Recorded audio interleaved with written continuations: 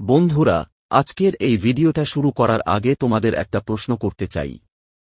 কখনো কি এমন হয়েছে যে হঠাৎ করেই কোনো একটা ভিডিও, কোনো একটা কথা বা কোনো একটা সংকেত তোমার মনে গভীরভাবে গিয়ে লেগেছে? মনে হয়েছে যেন এটা শুধু তোমার জন্যই ছিল। আজকের এই ভিডিওটাও ঠিক তেমনই হতে চলেছে। তাই আমি তোমাদের একটা ছোট্ট অনুরোধ করব, ভিডিওটা একদম শেষ পর্যন্ত মন দিয়ে দেখো।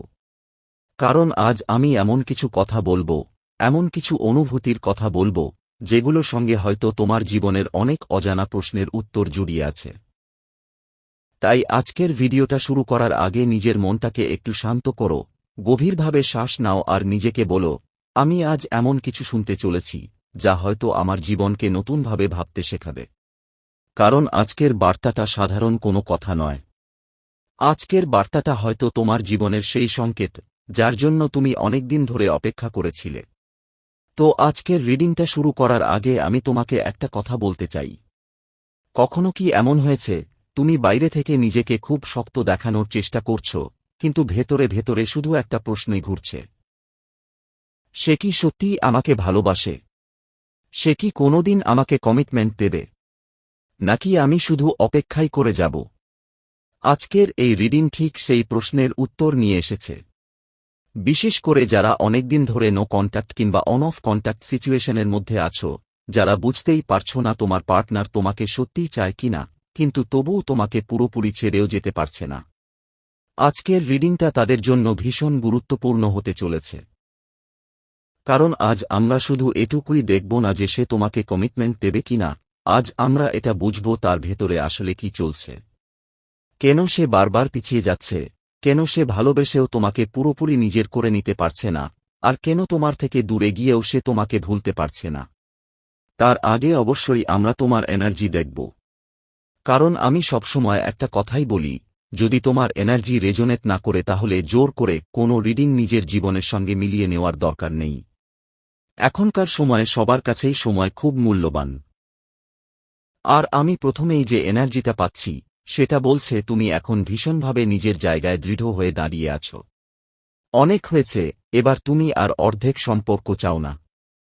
তুমি এখন স্পষ্টভাবে ভাবছ, হয় সে তোমাকে কমিটমেন্ট দেবে, নয়তো তুমি নিজেই সরে যাবে। কারণ তুমি বুঝে গেছো তোমার জীবন কারোর জন্য থেমে থাকবে না। তুমি কাউকে হারানোর ভয়ে নিজের আত্মসম্মান বিসর্জন দিতে রাজি নও। আর সত্যি বলতে, এই মুহূর্তে তোমার মধ্যে একটা অন্যরকম শক্তি কাজ করছে। মনে হচ্ছে তুমি নিজেকে আবার নতুনভাবে খুঁজে পাচ্ছ। নিজের শক্তিকে অনুভব করতে শুরু করেছ। তোমার ভেতরে এখন এমন একটা কনফিডেন্স এসেছে, যেখানে তুমি বিশ্বাস করছ, তুমি চাইলে অনেক কিছু করতে পারবে। তুমি ভেঙে পড়লেও আবার উঠে দাঁড়াতে জানো। কিন্তু তার মানে এই নয় যে তোমার মন খারাপ হয় না। ভেতরে ভেতরে তোমারও কষ্ট হচ্ছে। আর সেই কারণেই তুমি এই রিডিংয়ের দিকে এসেছ। কারণ হৃদয়ের একটা অংশ এখনও সেই মানুষটাকে ভীষণভাবে মিস করে। আর এখানে আমি খুব স্ট্রং একটা এনার্জি পাচ্ছি, যেখানে তুমি তোমার পার্টনারের সঙ্গে আবার আগের মতো কাছাকাছি হতে চাইছ। তার সঙ্গে কাটানো মুহূর্তগুলো তোমার মাথায় বারবার ফিরে আসছে। তুমি হয়তো বাইরে থেকে শক্ত থাকার অভিনয় করছ, কিন্তু ভেতরে ভেতরে তার স্পর্শ, তার উপস্থিতি, তার সঙ্গে কাটানো সময়, সবকিছুই তুমি ভীষণভাবে ক্রেভ করছ। কখনো তার উপর রাগ হচ্ছে, কখনো আবার তাকে কাছে পাওয়ার জন্য মনটা ছট করছে। কিন্তু তুমি নিজেকে কন্ট্রোল করছ। নিজেকে বোঝানোর চেষ্টা করছ। নিজেকে হিল করার চেষ্টা করছ। আর এটুকু বলবো, যদি এই এনার্জিগুলো তোমার সঙ্গে মিলে যায়, তাহলে আজকের রিডিংটা তোমার জন্য ভীষণ গুরুত্বপূর্ণ হতে চলেছে। এবার চলো তোমার পার্টনারের এনার্জি দেখি। ইউনিভার্স প্লিজ বলো, আমার ভিউয়ার্সদের পার্টনারের ভেতরে কি চলছে। আর এখানে আমি যেটা খুব স্পষ্টভাবে দেখতে পাচ্ছি, তোমার পার্টনার এখন জীবনের অনেক চাপের মধ্যে দিয়ে যাচ্ছে। তার জীবনে একটার পর একটা সমস্যা আসছে। হতে পারে তার ফাইন্যান্সিয়াল সমস্যা চলছে, হতে পারে ফ্যামিলির চাপ আছে, অথবা কাজের জায়গায় ভীষণ স্ট্রাগল করছে। সে বাইরে থেকে যতটা নরম দেখায়, ভেতরে ভেতরে সে একটা রিয়াল ফাইটার। প্রতিদিন লড়াই করছে। কিন্তু এই লড়াই করতে করতে সে ক্লান্ত হয়ে পড়েছে। আর হয়তো সে তোমাকে পুরো সত্যিটা বোঝাতে পারছে না, অথবা নিজেই চুপচাপ সবকিছু সহ্য করে যাচ্ছে। কিন্তু একটা বিষয় খুব পরিষ্কার, সে রিলেশনশিপটা শেষ করতে চায় না। সে চায় সম্পর্কটাকে ব্যালেন্স করে এগিয়ে নিয়ে যেতে। সে চায় সবকিছু ঠিক হোক। কিন্তু কোথাও গিয়ে সে নিজেই আটকে যাচ্ছে। এবার আমরা দেখছি কেন সে কমিটমেন্ট দিতে পারছে না। আর এখানে যে এনার্জিটা আসছে সেটা বলছে তোমার পার্টনার নিজের জীবনের একটা গভীর ট্রান্সফরমেশনের মধ্যে দিয়ে যাচ্ছে। তার জীবনে যেন একটার পর একটা সমস্যা এসেই চলেছে। একটা সমস্যা শেষ হচ্ছে, আরেকটা শুরু হচ্ছে। ফলে সে মানসিকভাবে এতটাই চাপে আছে যে নিজের অনুভূতিগুলো ঠিকভাবে সামলাতে পারছে না। কিন্তু তুমি যেটা ভাবছ সে তোমাকে নিয়ে যতটা নেগেটিভ, আসলে বিষয়টা মোটেও তেমন নয়। বরং সে ভেতরে ভেতরে এই সম্পর্কটাকে নতুনভাবে শুরু করতে চায়। সে আবার তোমার কাছে ফিরে আসতে চায়। মনে হতে পারে সম্পর্কটা শেষ হয়ে যাচ্ছে, কিন্তু তার হৃদয়ের একটা অংশ এখনও এই সম্পর্ককে নতুন জীবন দিতে চাইছে। তাহলে সমস্যা কোথায়? সমস্যাটা তার নিজের মাইন্ডসেটে। সে নিজেকেই আটকে রেখেছে। সে মনে করছে তার জীবনে এত সমস্যা যে সে হয়তো তোমাকে সেই জীবন দিতে পারবে না যেটা তুমি ডিজার্ভ করো। তার মধ্যে একটা অদ্ভুত ভয় কাজ করছে, সে পারবে তো? সে যথেষ্ট ভালো তো? আর এই ভয়ই তাকে বারবার পিছিয়ে দিচ্ছে। সে নিজের ইমোশনগুলো চেপে রাখছে। ভেতরে ভেতরে সে খুব স্যাড এনার্জিতে আছে। মাঝে মাঝে তার মনে হচ্ছে সে হয়তো তোমার জন্য সঠিক মানুষ হয়ে উঠতে পারেনি। তাই সে নিজেকেই দোষ দিচ্ছে, নিজেকেই প্রশ্ন করছে।